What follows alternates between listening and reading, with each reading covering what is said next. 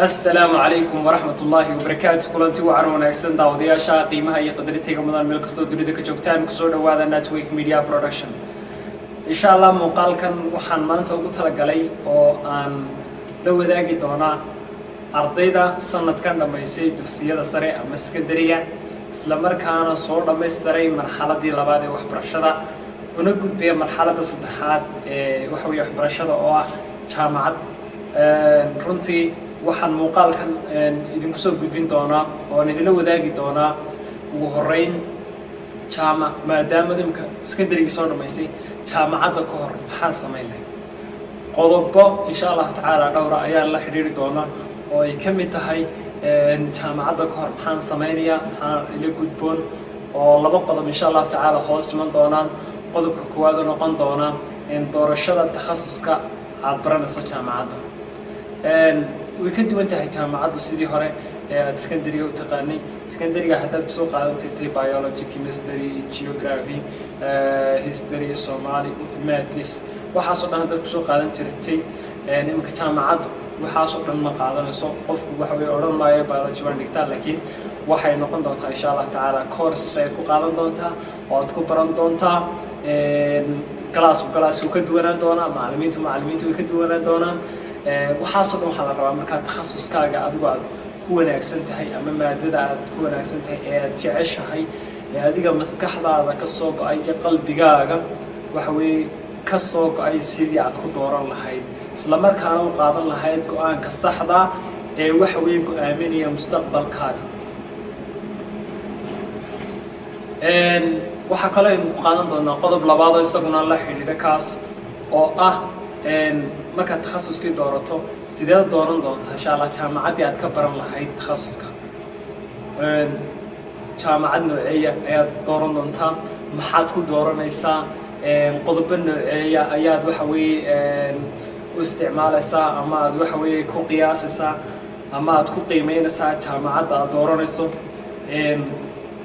qodobka koowaad ee ka hadli doono insha Allah taala ama mawduuca qaybta koowaad ee ka hadli doono qaybtaasi noqon doonta qaybta labaad ee ka hadli doono muuqaalkan ka xigana insha Allah wuxuu noqon doonaa marka jaamacadda gasho maxaa kula gudboon usbuuca koowaad jaamacadda aad gasho maxaad sameynaysaa maxaad waxa weeye qaabkee loo diyaariyo notice-ka casharada qaabkee loo soo kooba sida loo diyaariyo presentation jaamacadda waxa jira wax la yiraahdo presentation oo waxa way soo jeedin iyo qaabka loo soo jeediyo mawduuca tusaale ahaan lagu diriyaa macallinku mawduucaas sidee soo diyaarin lahayd oo PowerPoint aad ugu diyaarin lahayd ama presentation inta badan PowerPoint waa lagu diyaariyaa sidee ugu diyaarin lahayd oo hadda qaab qurux badan ugu soo jeedin karaysaa ardayda soo hor istaagaysa wax way waa lagu daawanaya waxaasoo dhan sidee baad uga gudbisaa caqabadaadka noocaasa assignment-nada qaabkee loo diyaariyaa imtixaanka ka hor sidee baa loogu diyaar garoobaa oo loo diyaariyaa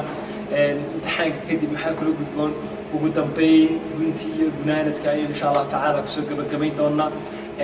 intaas ayaynu insha Allah muuqaalkeena kaga warrami doonaa muuqaaladan insha Allah taala aan ku talagalay ardayda sanadka ka soo baxday dugsiyada sare ee secondary-ga waxaan leenahay ka faa'iideysi waan insha Allah taala casharkeena koowaad insha Allah maanta waxaan ku qaadan doonaa qaabka aad u dooran lahayd takhasuskaaga jaamacadeed labaad isaguna ah doorashada jaamacadda aad waxa weeye ka dhiganayso takhasuska aad dooratay jaamacad nooceeya weeyaan maxaad ku dooranaysaa ama maxaad halbeeg aad ku qiyaasaysaa jaamacadda waxa weeye aad ku qiimeynaysaa muxuu yahay waxyaabahaas oo dhan insha Allah taala waxaynu ka hadli doonaa muuqaalka waxaan leenahay arday soo dhawaada dhammaantiin waxaan idin rajeynayaa insha Allah guul waxaan rajeynayaa insha Allah inaan si fiican oo kooban insha Allah taala idinku soo koobo inkastoo aad u farbadan yahay oo waxyaabo badan runtii laga tilmaamay qaabka ardaygu uu dooran karo jaamacadda runtii aan idin tilmaami doono buugaagta aad isticmaali doontaan idinka caawin doono insha Allah taala inaad gaadhaan hadafka qaabkii aad jaamacaddiina u dooran lahaydeen maadaama uu waxa weeye mustaqbalkiina ku xiran yahay oo haddii hadhow toole doorashadu kaa xumaato jaamacadduna kaa xumaato waxa weeye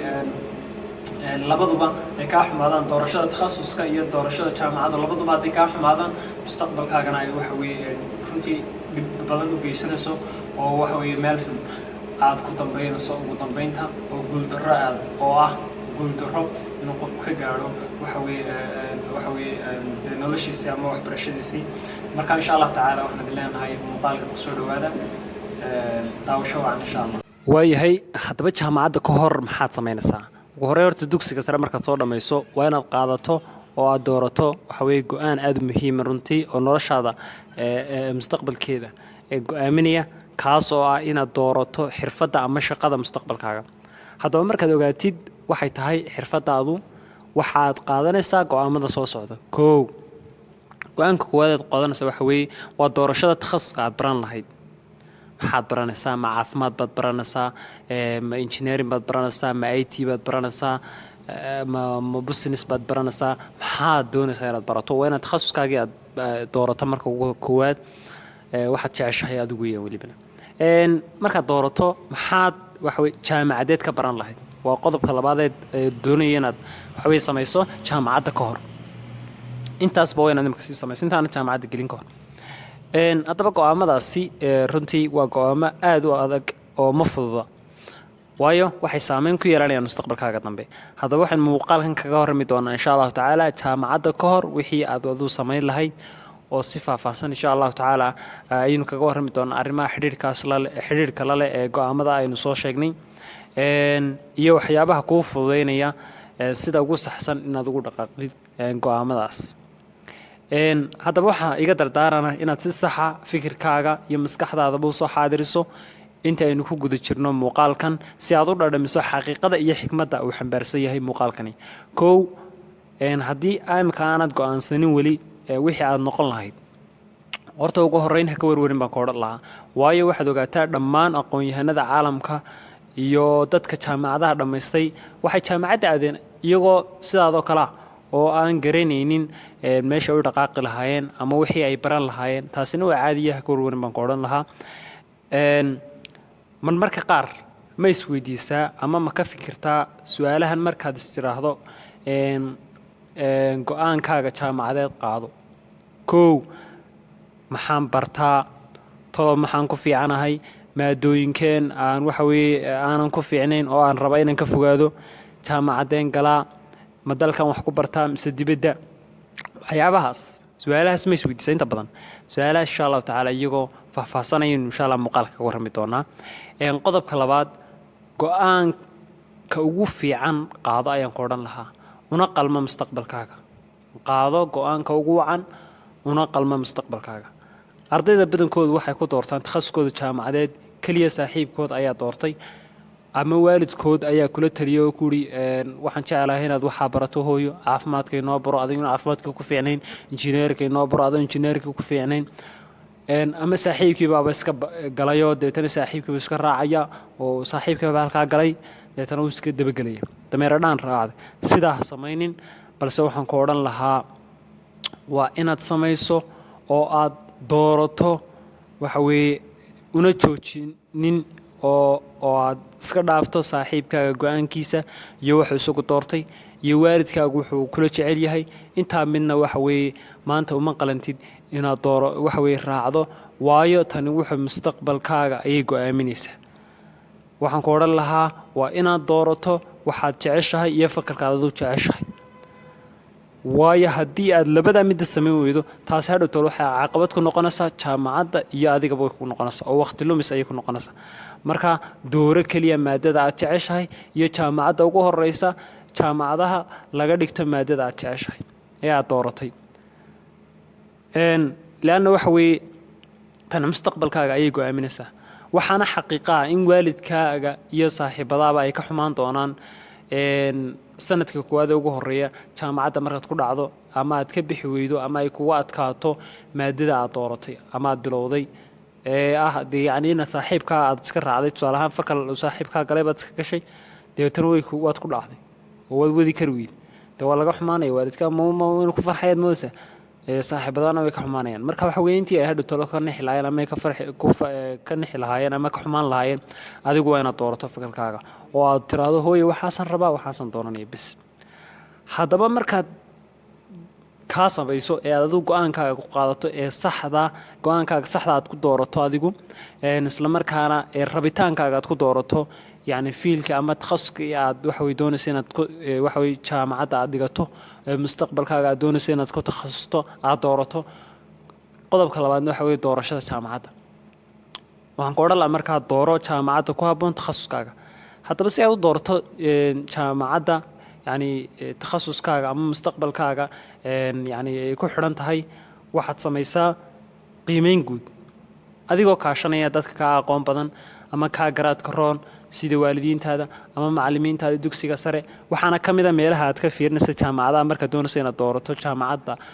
يعني takhasuskaaga يعني ku habboon kow darajada ay jaamacaddu ku dhex leedahay bulshadaada iyo waxay dadku ka aaminsan yihiin jaamacadda ama bulshadu ay ka aaminsan tahay laba qanacsanaanta ardaydu ay ku qanacsan tahay ardayda jaamacadda dhigata iyo tayadooda aqooneed iyo mideeda akhlaaqeed intaba saddex tayada iyo horumarka manhajka jaamacadda ayaad eegaysaa iyo ilaha ay wax ka helaan buugaagta manhajkooda afar xiriirka ay jaamacaddu la leedahay jaamacadaha kale ee dalka iyo kuwa dibaddaba shan in takhasuskaaga aad dooratay laga helayo jaamacadda isla markaana ay ku amaanan tahay horumar aad u sareeyana ay ka gaadhay qaybta adigu aad doonayso inaad ku takhasusto ama aad dooratay wayna jaamacaddaas ku fiican tahay lix iyo wax walba wanaaga iyo horumar jaamacadeeda ay kugula taliyaan dadka ka garaadka roon waxa weeye ka sareeya ka aqoonta badan waxa weeye ka weelsan inaad iyagana taladooda qaadatid ayaa muhiima lixda qodob ayaa insha Allah taala iyagana jaamacadda aad ku dooran doontaa intaana jaamacadda marka doonayso inaad doorato marka waxaan filayaa in labadii qodob ee ahaa doorashada takhasuska iyo doorashada jaamacadda aynu ka jawaabnay aad baan u mahadsantiin muuqaalka dambe insha Allah waxaan kaga warami doonaa qaybaha kale ee ku saabsan jaamacadda la xidhiidha marka jaamacadda galayso waxyaabaha aad sameynayso markaad bilowdo insha Allah taala waxyaabaha kula gudboon qaabka loo casharada wax weey loo diyaarsado ee loo soo note garayo waayo macalinku jaamacadii maaha sidii imka secondary oo kale de small feedingkii lagu sameeyay ama wax weey malqacadii wax weey afka lagu guriyay cuntada lagu oranayo hoocun ma aha casharkii iska diyaarsan laakiin jaamacadda adiga wax diyaarsanay marka insha Allah taala muuqaalka dambe ka warmi doona aad baad mahadsantiin wax rajaynayaa wax badan ka faa'iideen wassalaamu calaykum waraxmatullaahi wabarakaatuh